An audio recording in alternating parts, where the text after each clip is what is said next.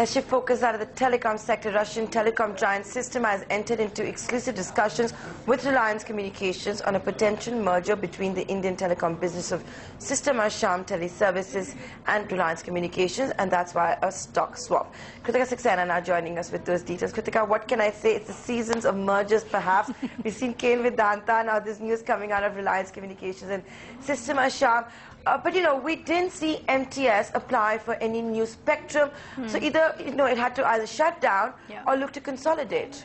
Absolutely, and that's pretty much why it's happening. And it's not just MTS, even Rcomm was very tepid in the auction. We just saw about 2 to 3 circles coming in for Rcomm there. So it makes sense for the company. Now, let me take you to the financial contours and you may understand why. Essentially, what they're doing is they are talking, and I understand, in fact, that the Sistema Group promoters were in India last month to finalize the contours. In fact, they're almost in the advanced stages. One hiccup, which I'll get to, essentially, they're talking to look at a stock swap, as you said. What that means is that there won't be any cash involved.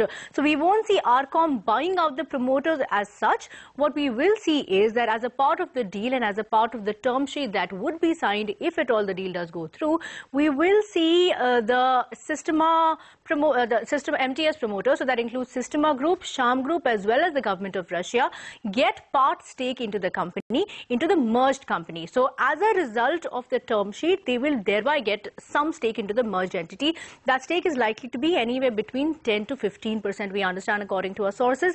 Now, where is the hiccup here, Nayantara?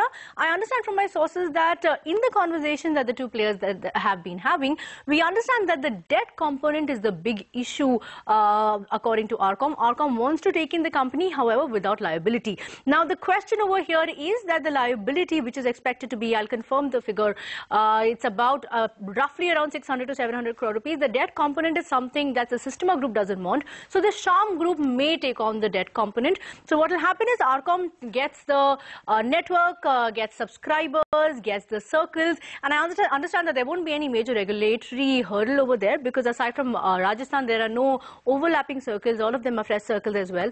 So Rcomm pretty much gets the entire capability and the brand of MTS at just giving about 10 to 15% stake to these 3 entities. So it's a good deal for Rcomm, not a great deal for shareholders if it goes through. In terms of timeline, I do understand it's in the final stage, but yes, but you know how telecom goes. It takes ages to actually see a deal fructify. Things happen and then they get cancelled. So let's wait and watch out to see if it happens or not. Okay, so we don't know when the two companies will target deal closure, but that's the other big merger now in the works, is between Reliance Communications and Shyam System.